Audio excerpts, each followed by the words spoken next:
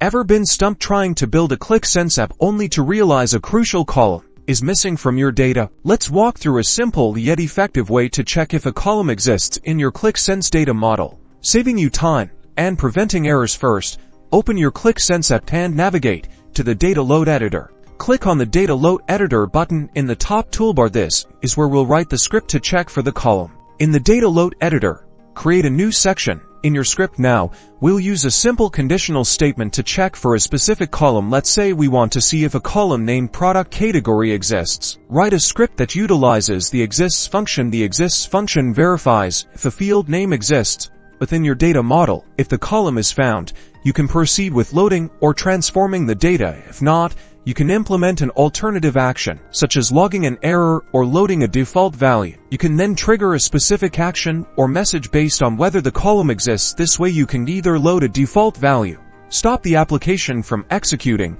or output an error message. After writing your script, execute the data load. Review the script execution log to see the results of your column. Check the log will indicate whether the specified column was found and any actions that were taken based on its presence. This is a robust way to ensure your Qlik Sense apps are always working with complete and valid data.